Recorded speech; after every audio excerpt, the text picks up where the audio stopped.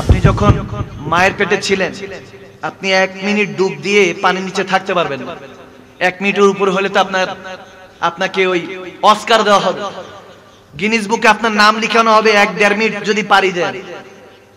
2 minute কোন রকম পারবেন কিনা সন্দেহ আছে। অক্সিজেন সিলিন্ডার লাগবে। ভালো যদি খাওয়া দাওয়া ভালো যদি হন, সুস্থ যদি হন, তাহলে হয়তোবা 1.5 মিনিট থেকে 1.5-2 মিনিট পর্যন্ত ডুব দিয়ে থাকতে পারবেন পানির নিচে। কিন্তু কখনো কি চিন্তা করেছেন মায়ের পেটে 9 মাস 10 দিন ওই থলের মধ্যে আপনি জীবিত ছিলেন? কখনো কি চিন্তা করেছেন মায়ের পেটের মধ্যে 9 মাস 10 দিন, 1-2 মিনিট 1 ঘন্টা 24 ঘন্টার কথা বলছি না, মাসকে মাস 9 মাস যতদিন আল্লাহর হুকুম ছিল ওই মায়ের পেটের মধ্যে আপনি ওই থলের মধ্যে, বলেন তো জিন্দা ছিলেন না মুর্দা? যারা মুর্দা ছিলেন তারা চুপ থাকবেন, শুধু আওয়াজ দিয়ে বলেন মায়ের পেটে জিন্দা ছিলেন না মুর্দা? জিন্দা রেখেছেন কে? মা তো যখন আপনাকে দেখেছে তখন মায়ায় পড়েছে, প্রেমে পড়েছে। কিন্তু জিনার কেউ যখন দেখে নাই তখন একজন ভালোবাসতেন আপনাকে। তিনি কে? আওয়াজ দেন না, তিনি কে? এখনো বিশ্বাস হয় না রব্বে কারীম আপনাকে ভালোবাসে? এখনো বিশ্বাস হয় না? আচ্ছা ঠিক আছে, আর একটু বলতেছি, দেখেন কেমন ভালোবাসে জানেন? যখন দুনিয়াতে আসছেন আপনার বাবা মা দাদা দাদি কেউ কেউ আয়সা তো আয়সা লুলু কত সুন্দর হয়েছে, আয়সা কত প্রশংসা করে আর গালের মধ্যে টিপ দেয়। এই আপনি এখানে যতজন বসে আছে আমরা ছোটবেলায় কিন্তু কেউ একটা গালি দেয় নাই, একটা বাজে কথা বলে নাই। পয়দা হওয়ার সাথে সাথে দেখার সাথে সাথে বলতে সুবহানাল্লাহ কত সুন্দর হয়েছে, আমার মতো হয়েছে। ঠিক না? দাদা বলে আমার মতো, নানা বলে আমার মতো, বাবা বলে আমার মতো, মা বলে আমার মতো, এক একজন বলে এক একজনের মতো। কিন্তু বান্দা আপনি আপনার মতোই হয়েছে, কারো সাথে আপনার মিল নাই। এত কোটি কোটি মানুষ দুনিয়াতে, একজনের সাথে কানের মিল নাই, চোখের মিল নাই। পৃথিবীতে নাকি 7 জন থাকে একজন একজনের মতো। আমি বললাম কই, দেখলাম না তো একবার। কেউ কারো মতো নয়। চিন্তা করুন, থিংক ইউরসেলফ, নিজের সাথে জিজ্ঞেস করুন, আস্ক ইউরসেলফ, নিজেকে জিজ্ঞেস করুন এরকম ক্যাটাগরি যে কে বানিয়েছেন? একটু কি জানার ইচ্ছা থাকে, জাগে না কখনো মনে? কে বানিয়েছেন? কে বানিয়েছেন এত নিখুঁত ভাবে? পেরেশানিতে পড়ে গেলে আমি নিজের চিন্তা নিজে একা একা ঘরের মধ্যে বসে হেডফোন, কানের মধ্যে হেডফোন, ছেঁকা খেলে তো কানের মধ্যে হেডফোন লাগায় বিরহের গান চলতে থাকে। এদিক দিয়ে হেডফোনে গান শুনতেছি বিরহে, এদিক দিয়ে চোখ দিয়ে পানি। যার জন্য কান্না করতেছি, সে যার জন্য কান্না করছি সে তো আরেকজনের ঘরে। আওয়াজ দেয় না? এই যুবক আওয়াজ দিতে হবে, ঠিক না বলে? একটাবার চিন্তা করেন না, হেডফোন যদি কানে দিয়ে একটু কোরআনে পাক তেলাওয়াত শুনতেন, একটু যদি নাতে রাসূল শুনতেন, একটু যদি হামদ শুনতেন, যদি চিন্তা করতেন যে আরে কেউ চিনুক না চিনুক, যিনি দরজার নিচে দিয়ে আমার অক্সিজেনটা পাঠিয়ে দিয়েছে তিনি তো জানে, আমার কষ্টটা তো তিনি জানে। আওয়াজ দেয় না যুবক? একটাবার চিন্তা করুন না, নিজের সাথে কথা বলুন না। মান আরাফা নাফসাহু ফাকাদ আরাফা রাব্বাহু। রাসূল আরবি বলেন যে নিজেকে চিনেছে সেই তো আল্লাহকে চিনেছে। সুবহানাল্লাহ বলেন না? নিজের সাথে কথা বলুন না। যখন দুনিয়াতে এসেছেন আপনার হাত ছিল, কান ছিল, চোখ ছিল, পা ছিল। হাত ছিল ধরতে পারতেন না, পা ছিল চলতে পারতেন না, জুবান ছিল বলতে পারতেন না। ওয়া ওয়া করে কান্না করেছেন, মায়ের মাধ্যমে আপনার খাবারের ব্যবস্থা করেছে কে? আওয়াজ দেন না কে? তারপরে চিন্তা করুন না, আপনি যখন দুনিয়াতে আসছেন আপনার কানে কানে ডান কানের মধ্যে কেউ না কেউ একজন আজান দিয়েছে, আল্লাহু আকবার বলে আপনার আজান দিয়েছে। ওই আজান যে দিয়েছেন উত্তরও নেন নাই, কখনো নামাজও পড়েন নাই। আওয়াজ দেন? ওই আজানের নামাজ কখনো কি আমরা পড়েছি? পড়ি নাই। ইমামরা বলেন ওই আজানের শেষ নামাজটা হলো আপনার জানাজার নামাজ। সুবহানাল্লাহ বলেন না? শেষ আপনার জানাজার নামাজ। দেখেন দুনিয়াতে এসেছেন, হাত পা চলতো, আপনার সমস্ত কিছুই ছিল, হাত পা চোখ নাক মুখ সব ছিল, কিন্তু আপনি চলতে পারতেন না, বলতে পারতেন না। এরপর আপনি দেখেন এত কিছু ছিল, যশ খ্যাতি হয়েছে, এখন বড় হয়েছেন, তাগড়া যুবক হয়েছেন, আপনার কথায় হয়তোবা আপনি নেতা হয়েছেন, লিডার হয়েছেন, বিজনেসম্যান হয়েছেন, জব করছেন, চাকরিজীবী, আপনি অনেক উন্নত, অনেক কিছু আপনি হয়তোবা হাসিল করেছেন, আপনি সফলের চূর্ণ শিকায় মনে করছেন পৌঁছিয়েছেন। লাখো মানুষ আপনার কথা শুনতে বসে যায়। না না বান্দা, আপনি এখনো সাকসেস নয়, এত কিছু হয়েছেন। মনে রাখবেন আপনি যখন ছোট ছিলেন হাঁটতে পারতেন না, তখনও আল্লাহ আপনার খেয়াল রেখেছে। যখন বড় হয়েছেন আল্লাহকে চিনেন না, এখন আপনার অহংকারের জমিনে পা পড়ে না, আল্লাহর বান্দাদেরকে বান্দা মনে করেন না, যা তা সুলুক করেন, অহংকারী হয়ে ঘুরে ফেরেন। আজকে এই অবস্থায় যা আছেন মনে রাখবেন এটাও চেঞ্জ হবে। আপনি আবার সেই ছোট্ট বাচ্চার মতো হয়ে যাবেন, বৃদ্ধ হয়ে বিছানায় পড়ে থাকবেন। তখন আপনার সন্তান এসে হয়তোবা ফল ফ্রুট নিয়ে এসে দেখে আপনাকে একটু দেখবে, দোয়া করবে, ঘরে গিয়ে বলবে আল্লাহ তোমার বান্দা, আপনার সন্তান আপনার জন্য দোয়া করবে, আল্লাহ তোমার বান্দা তুমি তোমার কাছে নিয়ে যাও। ঠিক না ঠিক না? ওই সময় যদি আপনাকে আল্লাহ মৃত্যুটাও না দেয়, জীবনটা গজব হয়ে যাবে। বিছানায় পড়ে আছেন, একটাবার চিন্তা করেন ওই পজিশনে যাবেন যদি বেঁচে থাকেন, একদিন না একদিন যেতে হবে। আর নয়তো বা এমনও হতে পারে আজকের পরে আগামী কালকে মালাকুল মউত আপনার কাছে দেখা করতে আসতে পারে, ওয়ারেন্টি গ্যারান্টি নেই। একটাবার চিন্তা করেন, যখন ইন্তেকাল হবেন, বাদ দেন, সব বাদ দেন, ওয়াজ নসিহত সব বাদ দেন, কে কি বলে কে কি শোনায় সব বাদ দেন, সব টেনশন ডিপ্রেশন বাদ দেন, ঘরে যাবেন, আজকে চাদর নিবেন, মুড়ি দিবেন, মনে করবেন আমি মারা গিয়েছি। শুধু একটাবার চিন্তা করেন, দেখবেন যে যখন মৃত্যু চলে আসছে সবাই ব্যস্ত হয়ে পড়বে আপনার সেই নিজের ঘরের, নিজের কামরা, নিজের রুম থেকে বের করে দেওয়ার জন্য। কেউ আর বলবে না ঘরে পড়ে থাক, বলবে না লাশ থেকে গন্ধ বেরোচ্ছে, যাও গর্তে দাও, গর্তটার নাম কবর, ওটাই আপনার চিরস্থায়ী ঠিকানা।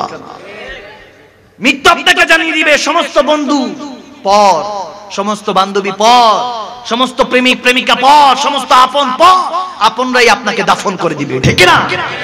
এরপরে দেখেন না, মৃত্যু যখন হয়েছে রব্বে করিম বলতেছে পাঠিয়েছি তো উলঙ্গ, যাওয়ার সময় 3খানা কাপড় দিয়ে দিস। আমার বান্দা আমার কাছে উলঙ্গ আসবে, আমি আল্লাহর ভালো লাগছে না, 3খানা কাপড় দিয়ে দিচ্ছে, তাও আপনার টাকায় না, অন্য কেউ কিনে দিয়ে যাবে। এখন ইজ্জতবান কেউ ইজ্জত করছে বিধায় ইজ্জতবান আপনি বান্দা। আপনার টাকা, আপনার নিজের গাড়ি বাড়ি সবাই অন্য কেউ ইউজ করবে। আজকে 2023, চিন্তা করুন না 2123-এ আপনার অস্তিত্ব তখন কবরে। আওয়াজ দেয় না? কবরে। একটাবার থিংক ইউরসেলফ, নিজের সাথে নিজে প্রশ্ন করুন, চিন্তা করুন নিজের সাথে। আল্লাহ রাব্বুল আলামিন তারপরও দেখেন না, বলতেছে এই বান্দা, আমার বান্দা আমার কাছে আসবে, তাকে সুন্দর করে গোসল দেওয়া, বেশি কষ্ট দিস না।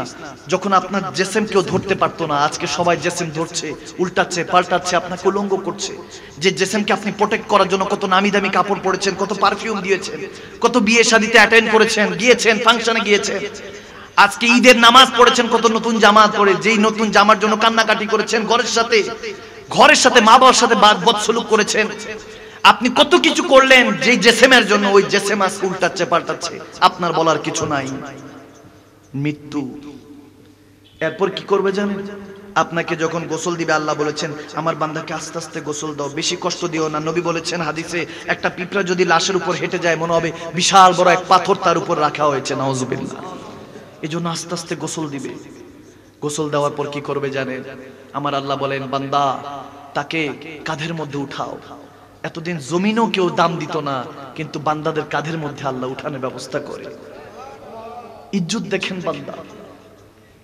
আমি মাঝে মাঝে চিন্তা করি যখন করতে থাকি যে মৃত্যু যখন আসবে, এই চেয়ারে অন্য কেউ থাকবে, এই পজিশন অন্য কেউ থাকবে, কেউ আর আমাকে মনে করনে ওয়ালা কেউ থাকবে না, নো ওয়ান। আমি আমার নিজের হাতে আমার আব্বা হুজুর কেবলাকে কবর শুয়েছি, যখন কবরে রেখেছি বুঝতে পেরেছি এই দুনিয়া মুনাফিকদের জন্য, মুমিনের জন্য না। আওয়াজ দেয়। কাঁধ বদল করে নিয়ে যাবে আপনাকে।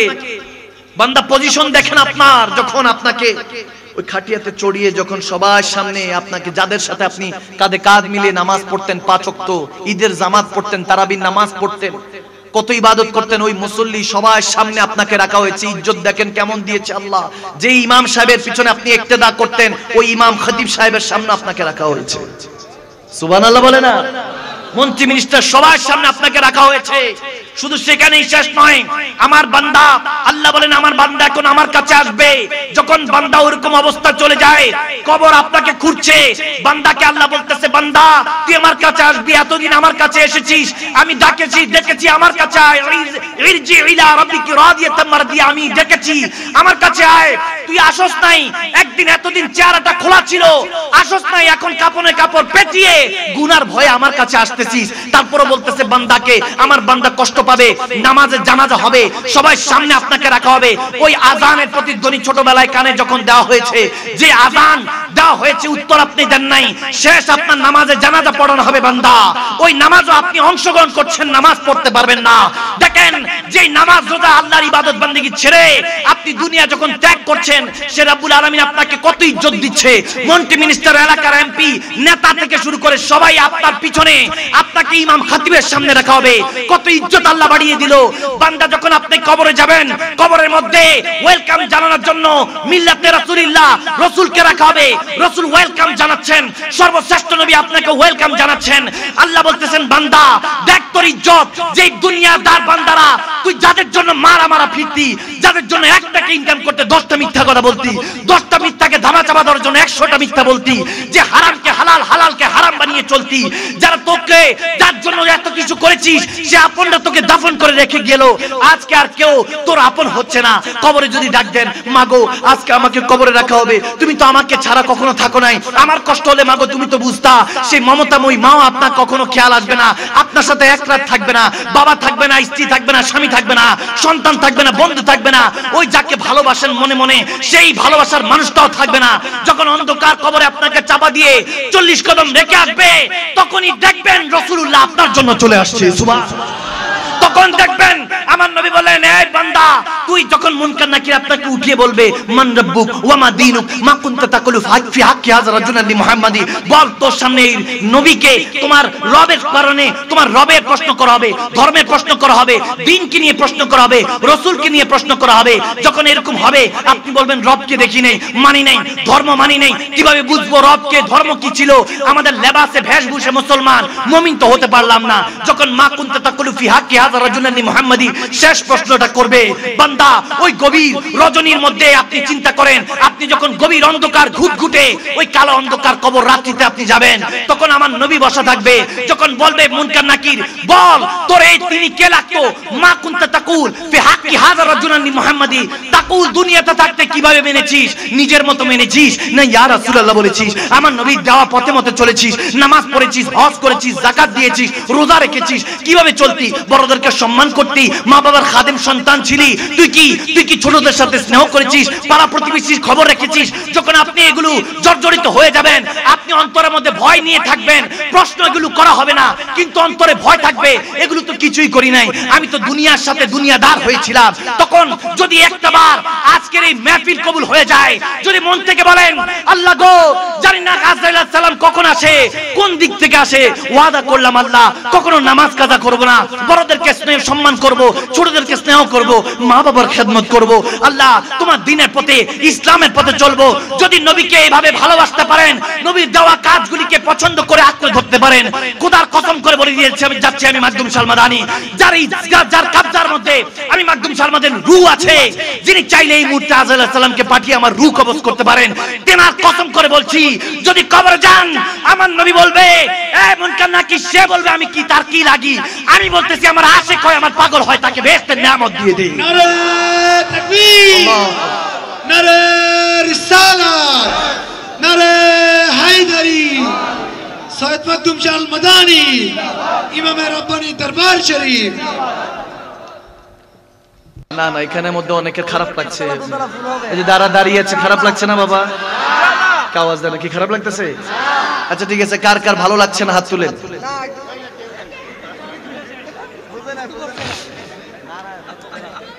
চান্স গেছে কয়টা? আসছে কয়টা? আজকে কিন্তু শুরুতেই ধরে ফেলবে। যাক আলহামদুলিল্লাহ, আমার ভাই বাবারা। আচ্ছা আমাকে বলো যুবকরা আমার কথাগুলি বেশি বুঝে, ডু ইউ লাভ মি? আওয়াজ আসে না? Do you love me? তাহলে বাবা আজকে একটু থাক। এই হলো ভালোবাসার নমুনা ওই 14 ফেব্রুয়ারিতে দেখা যায়, ঠিক না? আল্লাহ আমাদেরকে হেদায়েতের পথে চলার তৌফিক দান করুক, আমিন বলে। এই যে প্রাণবন্ধ লাগছে, এখন ভালো লাগছে, ঠিক না? এই কথাগুলি যখন মনোযোগ দিয়ে শুনবো, হেদায়েতটা দান করবেন কে? টাকা আছে, আমি একটা বিষয় লাস্ট বলি, টাকা আছে, বাড়ি আছে, পজিশন আছে, অনেক বড় লিডার, রুল করেন, লাখো মানুষ আপনার কথা শুনে, আপনি কি সফল? আওয়াজ দেন, সফল? যদি জিজ্ঞেস করুন সফল কে, সফল হলো সেই ব্যক্তি যে গুনাহ করার আগে ফিরে আসে। সফল সেই ব্যক্তি যে তাহাজ্জুদের মুসলায় বসে বসে নবীর কথা স্মরণ করে চোখের পানি পড়ে। সফল সেই ব্যক্তি যে মিজানের পাল্লায় আমল দ্বারা ভারী হবে, গুনার পাল্লা কম হবে। আওয়াজ দেন, ঠিক না? সফল সেই ব্যক্তি যে আমার নবীর সুপারিশে জান্নাতে গিয়ে রব্বুল আলামিনকে দেখবে, he is the successful man, ঠিক না? তিনি সফল, আর বাকি সব বিফল। আমি তো মনে করি আল্লাহ রাসূলের প্রেমে যে সময়টা কাটাই ওটাই কিমতি সময়, বাকি সময় হলো বিফল সময়, খামাখা ফুজুর। দেখবেন আপনাদের আমাদের সমস্যা কি, এখনকার যুবকদের পার্সোনালিটি কানের মধ্যে কি জানি একটা লাগাইছে, ওই দিন চিটাগাঙে দেখলাম এখানে একটা কি জানি লাগাইছে। আমি বললাম এগুলো কি? বলে হুজুর স্টাইল। বললাম স্টাইল কি? বলে হুজুর এগুলো স্টাইল, এখনকার চল। এদিক দিয়ে চুলগুলি দিয়ে এমন কাটিং করবে, এমন কাটিং করবে যে কাটিং দেখা মনে হয় যে মনে করেন যে মাত্র চুরি করে আসছে। যুবক কিছু মনে করো না, এরকমই মনে হয়, পার্সোনালিটি লেস মনে হয়। অথচ হযরত ওমর ইবনুল খাত্তাব দ্বিতীয় খলিফা, খলিফাতুর রাসূল, শয়তান সেই রাস্তা দিয়ে হাঁটতো না যে রাস্তা দিয়ে হযরত ওমর হেঁটে যাবেন 40 দিন পর, 40 days later, সেই রাস্তা দিয়ে হাঁটতো না। পার্সোনালিটি এরকম হতে হবে, ব্যক্তিত্ব এরকম হতে হবে, ঠিক না? কি ব্যক্তিত্ব করে, কি দেখলে মনে হয় মেয়ে। আল্লাহ হেফাজত করুন। আমাকে কি জানি দেখাচ্ছে বিটিএস না কি জানি একটা, বিটিএস কি জানি, 4-5টা ছেলেকে দেখাচ্ছে। আমি বললাম যে এগুলো মেয়েদেরকে, মেয়েগুলো কোথা থেকে আসে? মেয়েরা কি ছোট করছে? বলে হুজুর মেয়ে না, এগুলো ছেলে। দেখেন এগুলো ইহুদি নাসারাদের কালচার, যার যার বিষয়, আমি কাউকে ছোট করছি না। সে মানুষ হিসাবে যাক, তার যেটা মনে করে সেটা। আমরা তো মুসলমান, নবীর উম্মত, আমাদের স্টাইল তো হবে রাসূলুল্লাহর মতো, ঠিক না? ব্যক্তিত্ব আসবে দাড়ি রাখলে, ব্যক্তিত্ব আসবে সুন্দর করে সুন্নতি চুল রাখলে, ব্যক্তিত্ব আসবে সুন্নতি পোশাক রাখলে। দেখবেন প্যান্ট শার্ট পরে যান, হাত কেউ সালামও দিবে না, কিন্তু যখন পাঞ্জাবি পরে হাঁটা দিবেন, টুপিটা মাথায় থাকবে, সালাম 2-4 জন হলো দিবে, ঠিক না? সুন্নত আঁকড়ে ধরেন, ব্যক্তিত্ব আসবে। আর পার্সোনালিটি রাখো যুবক, তখন দেখবা মেয়েরা এমনি ক্রাশ খায়। পার্সোনালিটি নেই, মেয়েরা দূর মাইয়া হিজলার মতো দেয়, ঠিক কিনা? মা বোনরা, আর মা বোনদের চোখ হেফাজত করতে হবে। ভাই বাবাদেরকে বলছি, চোখ হেফাজত করতে হবে। যদি বলেন হুজুর চোখের হেফাজত করতে পারি না, এমনি তো যে অবস্থা সোশ্যাল মিডিয়া তো অর্ধেক আমাদেরকে এমনি উলঙ্গ বানিয়ে দেয়, ঠিক না? তো হুজুর চোখের হেফাজত কিভাবে করব? হযরত ইমাম গাজ্জালী রাহমাতুল্লাহ আলাইহি শেষ হাদিসটা শুনে যান।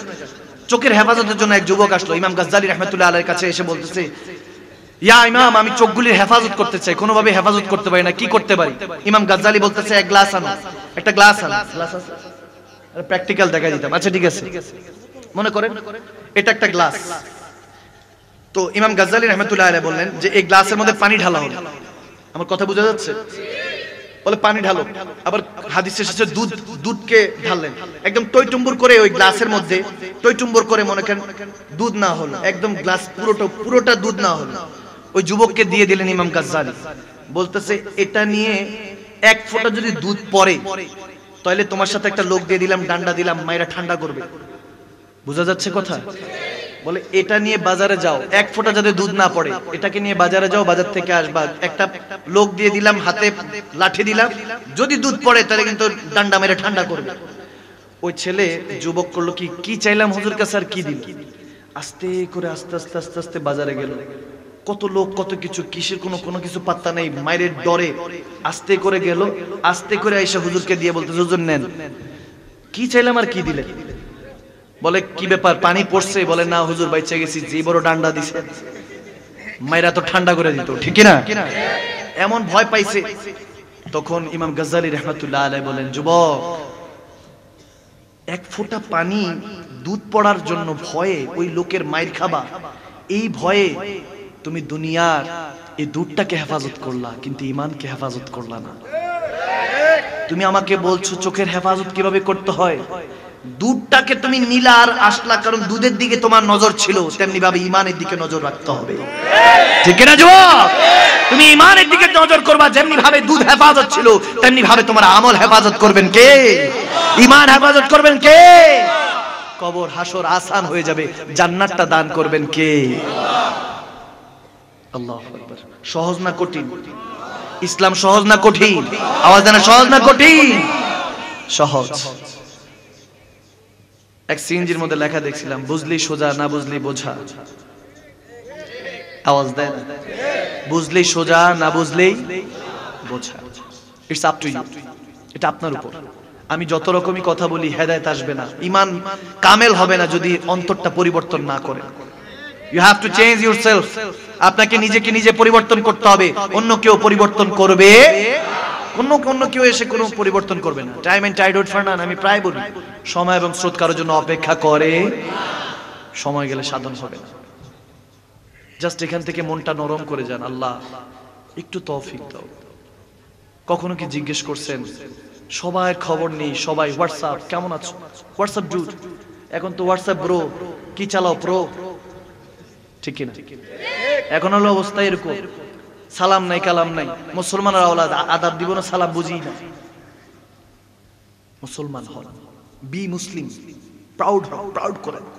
ওইদিন সোশ্যাল মিডিয়াতে দেখতেছি এক যুবক বলতেছে, যুবককে পরিচয় করাচ্ছে, আমেরিকায় থাকে। ওই যুবককে সাংবাদিক বলতেছে আপনি কি? বলে আমি উম্মতি। সুবহানাল্লাহ বলেন। বলতেছে ডু ইউ নো উম্মত? তখন প্রফেট সাল্লাল্লাহু আলাইহি ওয়াসাল্লাম আমার দয়াল নবীর কথা বলতেছে যে আমি আমার নবীর উম্মত। উম্মত চিনো? বলে আমি উম্মত। সুবহানাল্লাহ বলে। দাড়ি টুপি পড়া, খুব সুন্দর যুবক। এজন্য প্রথমেই বলেছিলাম যুবক যদি কিছু হতে ইচ্ছা হয় দিনদার হও। মালদার তো ফেরাউন নমরুদও ছিল, ঠিক না? এজন্য শুরুতে এটা বলেছিলাম। টাকা পয়সা কিছু না, নাথিং। নিজের কাফনে কাপড় কিনে দিয়ে যেতে পারবেন কিনা ওয়ারেন্টি গ্যারান্টি নেই। আমার কাছে ওরকম একবার আসছে একজন, আয়েশা কানে কানে বলছে হুজুর আমার ব্যবসা খুব খারাপ চলতেছে, একটু দোয়া করেন। আপনাদের দোয়া তো আল্লাহ শুনে। যখন দোয়া চাইতেছে কানে কানে, আমি তো দোয়া শুনি না, যেটা আরজি এটা শুনে তো আমি একটু ঘাবড়ে গেলাম। তারপরে জনগণের কাছে বললাম উনি দোয়া চেয়েছে, দোয়া করব। শ্রোতারা বলতেছে হুজুর কি দোয়া চাইছে? আমি বললাম ওনার বিজনেস হলো কাফনের কাপড়ের, দোয়া করবো নি? আওয়াজ দেন। কিছু কিছু হাসতেছিল এরকম, বলে হুজুর দোয়া করেন না, তো কালকে ইন্নালিল্লাহ কয়েক হাজার। কারণ ব্যবসার মধ্যে বরকত বাড়িয়ে দিবেন কে? কাফনের কাপড়ের ব্যবসা, তার মানে কাফনের কাপড় সেল হবে তখন যখন কিছু মানুষ মারা যাবে। আওয়াজ দেয় না, ঠিক না? তো এরকম হেদায়েত এখন বুঝতেছেন না, তখন বুঝবেন যখন মালাকুল মউত আসবে। তখন মালাকুল মউতকে বলতে পারবেন না একটু মিনিট ব্রো প্লিজ একটু সময় দেন। তখন মালাকুল মউত কে ডান্ডার বাড়িটা করে আমার ব্রো কয় সালাম নাই কালাম নাই, ঠিক না? মাইটটা যখন পড়বে ঠিক মতো তখনই বুঝবেন। আর এখানে না হলে কিছু নেই, সমস্যা নেই, টেনশন নেই না, মায়ের জন্য অপেক্ষা করেন। কবরে গেলে ফেরেশতারা বসে আছে, এমন উরুম দারুম দুরুম দিবে, তখন মা গো বাবা কোনো লাভ হবে না। সময় থাকতে বুঝে যাবে। হয়তো বা হাসি একটু হেসে বুঝাচ্ছি, কারণ আমরা এখনকার সমস্যা হলো যে কথা গুনাহগুলির নাম পরিবর্তন করে দিয়েছি। ডিফারেন্ট ওয়েতে আমরা ডিফারেন্ট ওয়েতে গুনার কথা বলি। কি জানেন? মিথ্যার কথা দিছি বাহানা, বলে এমনি বাহানা করছি, মিথ্যা বলি না। আওয়াজ দেন। মিথ্যা আল কাযবু ইহলিক, মিথ্যা ধ্বংস করে, ওই মিথ্যার নাম দিছে বাহানা। আর চগলখুরি ক্রিটিসাইজ, অন্য সমালোচনাকে নাম দিছে গপশপ, গসিপ। গপশপ করলাম, এমনি গপশপ করলাম, অথচ এখানের মধ্যে গীবত করেছি, মরা ভাইয়ের রক্ত খাবার খেয়েছি। আওয়াজ দেন। তো গীবত করা যাবে, মিথ্যা বলা যাবে, আল্লাহকে ভালোবাসবো, আওয়াজ ইনশাআল্লাহ বলেন, রাসূলুল্লাহকে ভালোবাসবো, ইসলামকে ভালোবাসবো। দুই হাত তুলে বলেন জমিনে ক্ষমতা চলে কার? নারায়ে তাকবীর, আল্লাহু আকবার, আল্লাহু আকবার, নারায়ে তাকবীর, ইয়া রাসূলুল্লাহ, সুন্নাত ওয়াল জামাত জিন্দাবাদ, জিন্দাবাদ, রাসূল বায়াত খুদা জিন্দাবাদ, জিন্দাবাদ। ক্ষমা নিতে শিখো। দুই হাত তুলে বলতেছেন আল্লাহ আমাকে ক্ষমা করে দাও, অথচ মনের মধ্যে অন্যের ব্যাপারে হিংসা নিয়ে বসে আছে। আল্লাহ দোয়া কবুল করবে না, করবে না, কখনো করবে না। সত্যি করে বলছি, আমাকে নিয়ে যা কথাবার্তা হয়, অনেকে অনেক কিছু বলে, আমি মনে করি মুসলমান ভাই তো বলেছে, ভাই যখন ভাইকে বলছে গায়ে মাখবো কেন? আর এমন সবকিছু গায়ে মাখলে শীত আসতেছে, লোশন মাখবো কোন জায়গায়? ঠিক না? কোনো কিছু গায়ে মাখা যাবে? আপনি যখন উন্নতি, যখন ভালো কিছু করবেন দেখবেন অ্যাপ্রিশিয়েট করবে না, আপনাকে কংগ্রাচুলেশন দিবে না, বরং টাইনা ধরবে যে এই ব্যক্তি যদি উপরে উঠে যায় তাহলে আমার কি হবে। সমাজে এরকম ব্যক্তিরা আছে কি নাই? এরকম ভদ্র মানুষ আছে কি নাই? এগুলো বলো তো ভদ্র, ঠিক কি না? বুঝে না, এই ভদ্র মানুষরা আছে, আপনাকে উঠতে দিবে না। আপনি যদি আজকে নিয়ত করেন যে মাদানী হুজুরের ওয়াজ শুনলাম, আজকে কোরআন শুনলাম, নকশবন্দি হুজুরের ওয়াজ শুনলাম, আজকে যেহেতু ওয়াজ শুনেছি, উলামায়ে কেরামের ওয়াজ শুনেছি, আজকে থেকে নিয়ত করলাম মৃত্যু চলে আসবে কিন্তু নামাজ কাজা হবে না, ঠিক না মুসলমান? এই নিয়ত যখন করবেন দেখবেন আগামী কালকে নামাজে যাওয়ার সময় কিছু কিছু থাকবে আপনাকে ক্রিটিসাইজ করবে, আপনাকে ছোট করবে, বলবে দেখছি না কয়েকদিন আগে সিপাই গিয়ে সুকটান দিত, আপনাকে এরকম অনেক উল্টাপাল্টা বলবে। আপনার মাথায় টুপি দেখলে, মুখের মধ্যে দাড়ি থাকলে, লেহে আতুন দেখলে আপনাকে হয়তো ছোট করতে পারে। আপনি যদি জিজ্ঞেস করে কি ব্যাপার, গতকাল কত ব্র্যান্ড প্যাকেজ করতি, গতকালকে তো বিধর্মীদের কালচার নিজের মধ্যে পোষণ করেছিস, আজকে কি হলো? তাদেরকে বলবেন না না, গতকালকে শয়তান ওয়ালা ছিলাম, আজকে থেকে আল্লাহ ওয়ালা হয়ে গিয়েছি, ঠিক না? বলা যাবে মুসলমান? এই যুবক বলা যাবে? কে কি বলছে বাদ দেন, কারোটা খানো না পরেনো না শোনার সময় ব্যাড অ্যাটিটিউড নিয়ে চলবেন। আপনি নবী মুস্তাফা সর্বশ্রেষ্ঠ নবী, শ্রেষ্ঠ উম্মত, ঠিক কি না? নিজের মধ্যে ঈমানের তাকাজা বড় রাখবেন, বুলন্দ রাখবেন। হযরত ওমর রাদিয়াল্লাহু তাআলা নবীজির কাছে গিয়ে বলতেছে, ইয়া রাসূলুল্লাহ, আল্লাহ সত্য, আমার নবী বলে সত্য, কোরআন সত্য, সত্য, নামাজ পড়ো ফরজ, ফরজ, রোজা যাকাত হজ ইবাদত বান্দেগী আমাদের ইসলামের আরকান আহকাম যা কিছু আছে এগুলো কি করলে জান্নাত পাবো? বলে হ্যাঁ পাবো। হযরত ওমর তখন দৌড়ায় গিয়ে কাবা শরীফের সামনে তলোয়ারটা বের করে বলতেছে, আমি ওমর ইবনুল খাত্তাব, আমার বাপরও চিনোস আমারও চিনোস, যদি আজকে থেকে নামাজে কেউ বিদঘটি, যদি কেউ বাধা দিতে আসিস, যদি নিজের স্ত্রীকে বিধবা বানাতে ইচ্ছা হয়, আমি ওমরের কাছে আসিস। সুবহানাল্লাহ বলে না? Attitude, attitude man. ব্যক্তিত্ব রাখো, নিজের মধ্যে ব্যক্তিত্ব আনো, পার্সোনালিটি আনো।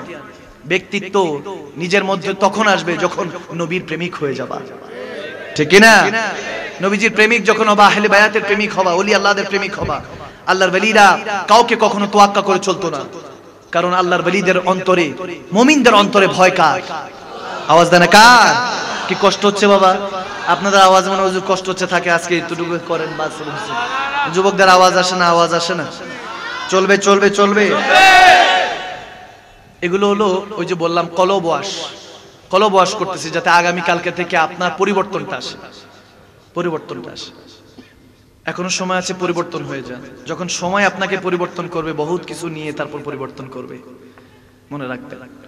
এখন যশ আছে, খ্যাতি আছে, কিছু অবস্থা ভালো আছে, কিচ্ছু লাগবে না।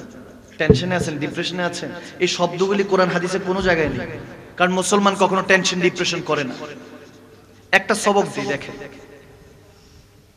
হযরত ইউনূস মিসরি আলাইহির রহমার জামানায় এক বাদশা ছিল, সবাইকে ওলামায়ে কেরামদেরকে বিভিন্ন গিফট দিতেছে, হাদিয়া করছে, হাদিয়া করছে, কেউ কাউকে চাদর দিচ্ছে, জুব্বা দিচ্ছে। হযরত ইউনূস মিসরির পাল্লা যখন হলো, তিনি গিয়ে ওই বাদশাকে বলতেছেন, আমার কোনো গিফট লাগবে না, বরং আমি আপনাকে কিছু একটা দিচ্ছি যেটা আপনার কাজে আসবে। সুবহানাল্লাহ। এখন আল্লাহর ওলি ইউনূস মিসরি আলাইহির রহমান একটা চিরকুট নিলেন, কিছু একটা লিখে দিলেন, লিখে এটাকে বটে বলতেছে, মুকুটের, আপনার বাদশা যেহেতু মুকুট পরা, মুকুটের ভিতরে রেখে দেন, যেদিন সবচেয়ে বেশি বিপদে পড়বেন ওদিন এই চিরকুটটা খুলে পড়বেন। গভীর খেয়াল, এই একটা লাইন, জীবনের এই একটা লাইন মুখস্থ রাখবেন, আপনি যত রকমের বিপদে পড়েন হেফাজত করবে কে? আপনার ঈমানের মধ্যে বরকত দান করবে কে? দেখেন, এটা নিয়ে বাদশা তো করে 2-3 বছর পারি দিয়ে গেল, যুদ্ধ করছে, হঠাৎ করে এমন বিভৎসভাবে পরাজয় বরণ করলো, প্রজা সব মারা গেল। রাজা নিজের বাদশা নিজের প্রাণ বাঁচানোর জন্য গুহায় আশ্রয় নিল। গুহায় আশ্রয় নেওয়ার পরে দেখতেছে খাওয়ার জন্য খাবার নেই, পান করার জন্য পানি নেই, টেনশনে পড়ে গেল। এত বড় বাদশা আমি, 2টা দেশের বাদশা, আজকে কিছু নেই, নাথিং। হঠাৎ মনে পড়লো হযরত ইউনূস মিসরির কথা, ওই যে ওয়াকুনু মা সাদিকিন, সৎসঙ্গ স্বর্গবাস, অসৎসঙ্গ সর্বনাশ। ওলি আল্লাহদের সাথে সোহবত রাখতে হবে, নেককার বান্দাদের সাথে। ওই 5 ওয়াক্ত নামাজ তার সাথে সঙ্গ জ্ঞাপন করে লাভ নেই, যে মাঝে মাঝে তাহাজ্জুদ পড়ে তার সাথে সঙ্গ জ্ঞাপন করো, তাকে বন্ধু বানান, ঠিক না? এখন যখন ওই বাদশা চিন্তা করলো যে কিছু নাই, ইউনূস মিসরির কথা মনে পড়লো, মুকুটটার থেকে ওই চিরকুট বের করলো, বের করে দেখো ওখানে লেখা, কিমা সাআদাতে এই ওয়াকিয়াটা এসেছে, ওখানে লেখা, ये जो वक्त है गुजर जाएगा। सुभान अल्लाह বলেন, ये जो वक्त है गुजर जाएगा। এই যে সময় চলতেছে না, কেটে যাবে, টেনশন করার দরকার এই যে সময় চলতেছে, হয়তো আপনার এখন খুব খারাপ সময় চলতেছে, টেনশন ডিপ্রেশন, ওদের ভালোই লাগে না, ইনকামে বরকত নাই, বউ ক্যাট করে, বাচ্চার ফি, এটা সেটা, ইনকাম 22, 24, 25 বছর 30 বছর হলে তো টাকার টেনশন। এটা আমি প্রায় সময় বলতে থাকি, এই টাকা পয়সা সবচেয়ে ভারী জিনিস কি জানেন? খালি পকেট। সবচেয়ে ভারী জিনিস যেটা নিয়ে পুরুষ বহন করে। এই পুরুষ, এই যুবক, আপনাদেরকে বলছি, পুরুষ জাতি, আপনি কত ভারী জিনিস নিয়ে ঘুরছেন আপনি জানেন? খালি পকেট। যার পকেটটা খালি তার টেনশন বেশি, সবচেয়ে ভারী জিনিসটা নিয়ে সে হাঁটতে থাকে। ওই বাদশা যখন এই চিরকুটটা পড়লেন যে ये जो वक्त है गुजर जाएगा, এই যে সময় চলছে, চলে যাবে, কেটে যাবে, তেনার মধ্যে একটা স্পিড আসলো, আল্লাহর নাম নিলেন, নেমে পড়লেন, সৈন্য গুছালেন, হামলা করলেন। তিনি ওই অবস্থা থেকে এরকম এসেছে ওয়াকিয়াতে হাদিসে যে ওই বাদশা মহারাজ হয়ে গেলেন, শাহেনশাহ হয়ে গেলেন। সুবহানাল্লাহ। বিজয়টা দান করলেন কে? ওই ইউনূস মিসরি বলতেছে, যেদিন বিজয় দান করবে ওই দিন আবার পড়লো, তখন বিশাল বড় এক টেবিলের মধ্যে খাওয়া দাওয়া। চিন্তা করছে কিছুদিন আগেও তো আমি না খেয়েছিলাম গুহার মধ্যে। জুনুন মিস্ত্রির কথা আবার মনে পড়লো, চিরকুটটা আবার বের করলো, আবার পড়লো, লেখা ইয়ে জো ওয়াক্ত হে গুজার জায়েগা। তখন ফকির ছিল, এখন বাদশা, আবার ফকির হয়ে যেতে পারো, ঠিক না? ওয়াক্তের দিকে তাকিয়ে লাভ নেই। সে বাদশা আবার এই কথা শুনে সমস্ত কিছু ছেড়ে দিয়ে আল্লাহর রাস্তায় নেমে পড়লেন। সুবহানাল্লাহ বলেন। হযরত ইমাম মারে হারুবি আলাইহি রাহমা ওই বাদশার নাম। পরবর্তীতে তিনি মহা পণ্ডিত এবং আলেমে দ্বীন, স্কলার হয়েছেন। সুবহানাল্লাহ বলেন। হেদায়েতের মালিক কে? আল্লাহ। ট্রাই করুন, অনেক সুন্দর করে কেউ বুঝাই দিয়ে যাবে না। ট্রাই করুন, চেষ্টা করুন। চেষ্টা করতে দূরে নেই। আপনাকে অনেকে বলবে পারবি না, হইব না, তোর দ্বারা হইব না, বাদ দে, বলবে, নেগলেক্ট করবে, অ্যাপ্রিশিয়েটের জায়গা মনে করেন আপনাকে অনুৎসাহিত করবে, আপনার মনটাই ভেঙে দিবে, বলবে যে আমার দ্বারা হবে না মনে হয়। সব সময় চিন্তা করবেন। দেখেন এখন বিজনেস পলিসিগুলি কেমন জানেন? আমি বোঝানোর জন্য যদি বলি, আপনি একটা আম নেন, ম্যাঙ্গো আম নিয়ে, বা ধরেন 1 কেজি আম কিনলেন, আমি বোঝানোর জন্য বলছি, বিজনেস পলিসি দেখেন। ব্যবসা করতে পারেন, ব্যবসা সুন্নাত, ব্যবসা করতে পারেন। যুবক তোমরা ব্যবসার চিন্তা করো, চাকরি বাকরির চিন্তা বাদ দিতে হবে। চাকরি বাকরির মধ্যে কিছু নাই, এখন গ্রাজুয়েশন লক্ষ লক্ষ ঘুরতেছে বেকার, ঠিক কি না? পড়াশোনা করো যাতে মানুষ মানুষ বলে, পড়াশোনা হাসিল ফরজুল আইন বলা হয়েছে, জ্ঞান অর্জন ফরজ, কিন্তু ওই পড়াশোনাটা হবে কোরআন সুন্নাহ, ঠিক না? কোরআন সুন্নাহর জ্ঞান অর্জন করুন। আর ব্যবসায়ী হন, বিজনেসম্যান হন। বিজনেসম্যান কারো তোয়াক্কা করে না, বরং অনেক পকেটে, বিজনেসম্যানদের অনেক পকেটে বড় বড় নেতা খেতারা থাকে, ঠিক কি না? বিজনেসম্যান হন, ব্যবসায়ী হন, ব্যবসা করা সুন্নাত। দেখেন পলিসি কিরকম, এখন ইনফরমেশন বিক্রি হয় কেমন? আপনি 1 কেজি আম কিনলেন, দাম হবে হয়তো বা ভালো আম হলে 100 টাকা, 120 টাকা, কিন্তু ওই আমের মধ্যে একটা আম আপনি যদি একটা দোকান ডেকোরেশন করেন, ডেকোরেশন করে জুস বার বানান, মনে করেন ওইখানের মধ্যে আমের জুস বিক্রি করা হয়, আপনি যদি ওই একটা আম যদি জুস করে বিক্রি করেন, একটা আমও হয়তো বিক্রি করেন নাই, জুস করে 1 গ্লাস আমের দাম হয়তো বা আপনার দাম রাখবে 250 টাকা, 300 টাকা, ঠিক না?